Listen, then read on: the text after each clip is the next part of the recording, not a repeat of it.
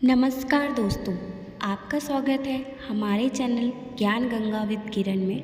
अगर आप हमारे चैनल पर नए हैं तो हमारे चैनल को सब्सक्राइब कर लें और बेल आइकन को प्रेस करें ताकि हमारी हर नई वीडियो का नोटिफिकेशन सबसे पहले आपको मिले। तो आइए शुरू करते हैं भगवान विष्णु और माता लक्ष्मी की कहानी। माता लक्ष्मी जी एक बार भगवान विष्णु जी शेषनाग पर बैठे बैठे बोर हो गए और उन्होंने धरती पर घूमने का विचार मन में किया। वैसे भी कई साल बीत गए थे धरती पर आए और वह अपनी यात्रा की तैयारी में लग गए। स्वामी को तैयार होता देखकर लक्ष्मी माँ ने पूछा, आज सुबह सुबह कहाँ जाने की तैयारी हो रही है? विष्णु जी ने कहा, है लक्ष्मी, मैं धरती लोक पर घूमने जा रहा हूँ। तो कुछ सोचकर लक्ष्मी माँ ने कहा, हे देव, क्या मैं भी आपके साथ चल सकती हूँ? भगवान विष्णु ने 2 पल सोचा, फिर कहा, एक शर्त पर तुम मेरे साथ चल सकती हो। तुम धरती पर पहुंचकर उत्तर दिशा की ओर बिल्कुल मत देखना। इसके साथ ही माता लक्ष्मी ने हाँ कह के अपनी मनवा ली। और सुबह सुबह माँ लक्ष्मी और भगवान विष्णु धरती पर पहुंच गए। अभी सूर्य देवता निकल रहे थे। रात बरसात होकर हटी थी। चारों ओर हरियाली ही हरियाली थी। उस समय चारों ओर बहुत शांति थी और धरती बहुत ही सुंदर दिख रही थी। और माँ लक्ष्मी मंत्र मुग्ध होकर धरती को देख रही थी और भूल गई कि पति को क्या वचन देकर आई है। और चारों ओर देखती हुई कब उत्तर दिशा की ओर देखने लगी पता ही नहीं चला। उत्तर दिशा में माँ लक्ष्मी को एक बहुत ही सुंदर बगीचा नजर आया और उस तरफ से भीनी भीनी खुशबू आ रही थी और बहुत ही सुंदर सुंदर फूल खिले थे। यह एक फूलों का खेत था और माँ लक्ष्मी बिना सोचे समझे उस खेत में गई और एक सुंदर सा फूल तोड़ लाई। लेकिन यह क्या, जब माँ लक्ष्मी भगवान विष्णु के पास वापस आई तो भगवान विष्णु की आंखों में आंसू थे। और भगवान विष्णु ने माँ लक्ष्मी को कहा कि कभी भी किसी से बिना पूछे उसका कुछ भी नहीं लेना चाहिए और साथ ही अपना वचन भी याद दिलाया। माँ लक्ष्मी को अपनी भूल का पता चला तो उन्होंने भगवान विष्णु से इस भूल की माफी मांगी। तो भगवान विष्णु ने कहा कि जो तुमने जो भूल की है उसकी सजा तो तुम्हें जरूर मिलेगी।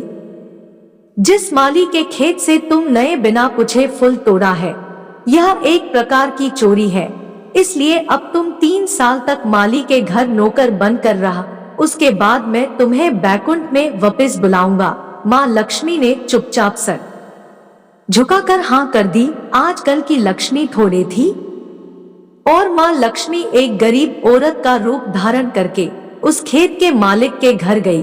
घर क्या, एक झोपड़ा था और मालिक का नाम माधव था। माधव की बीबी, 2 बेटे और 3 बेटियां थी। सभी उस छोटे से खेत में काम करके किसी तरह से गुजारा करते थे। माँ लक्ष्मी जब एक साधारण और गरीब औरत बनकर जब माधव के झोपड़े पर गई तो माधव ने पूछा, बहन तुम कौन हो और इस समय तुम्हें क्या चाहिए? तब माँ लक्ष्मी ने कहा, मैं एक गरीब औरत हूँ, मेरी देखभाल करने वाला कोई नहीं। मैंने कई दिनों से खाना भी नहीं खाया, मुझे कोई भी काम दे, साथ में मैं तुम्हारे घर का काम भी कर दिया करूँगी। बस मुझे अपने घर में एक कोने में आसरा दे दो। माधव बहुत ही अच्छे दिल का मालिक था। उसे दया आ गई, लेकिन उसने कहा, बहन मैं तो बहुत ही गरीब हूँ। मेरी कमाई से मेरे घर का खर्च मुश्किल से चलता है। लेकिन अगर मेरी 3 की जगह 4 बेटियां होती तो भी मैंने गुजारा करना था। अगर तुम मेरी बेटी बनकर जैसा रूखा सूखा हम खाते हैं उसमें खुश रह सकती हो तो बेटी अंदर आ जाओ। माधव ने माँ लक्ष्मी को अपने झोपड़े में शरण दे दी और माँ लक्ष्मी 3 साल उस माधव के घर पर नौकरानी बनकर रही। जिस दिन माँ लक्ष्मी माधव के घर आई थी उससे दूसरे दिन ही माधव को इतनी आमदनी हुई फूलों से कि शाम को एक गाय खरीद ली। फिर धीरे धीरे माधव ने काफी जमीन खरीद ली और सब ने अच्छे अच्छे कपड़े भी बनवा लिए और फिर एक बड़ा पक्का घर भी बनवा लिया। बेटियों और बीबी ने गहने भी बनवा लिए और अब मकान भी बहुत बड़ा बनवा लिया था। माधव हमेशा सोचता था कि मुझे यह सब इस महिला के आने के बाद मिला है। इस बेटी के रूप में मेरी किस्मत आ गई है मेरी। और अब 2 से 5 साल बीत गए थे, लेकिन माँ लक्ष्मी अब भी घर में और खेत में काम करती थी। एक दिन माधव जब अपने खेतों से काम खत्म करके घर आया तो उसने अपने घर के सामने द्वार पर एक देवी स्वरूप गहनों से लदी एक औरत को देखा। ध्यान से देखकर पहचान गया, अरे यह तो मेरी मुँह बोली चौथी बेटी यानी वही औरत है। और पहचान गया कि यह तो माँ लक्ष्मी है। अब तक माधव का पूरा परिवार बाहर आ गया था और सब हैरान होकर माँ लक्ष्मी को देख रहे थे। माधव बोला है, माँ हमें माफ कर, हमने तेरे से अनजाने में ही घर और खेत में काम करवाया है। माँ यह कैसा अपराध हो गया है, माँ हम सबको माफ कर दे। अब माँ लक्ष्मी मुस्कुराई और बोली है, माधव तुम बहुत ही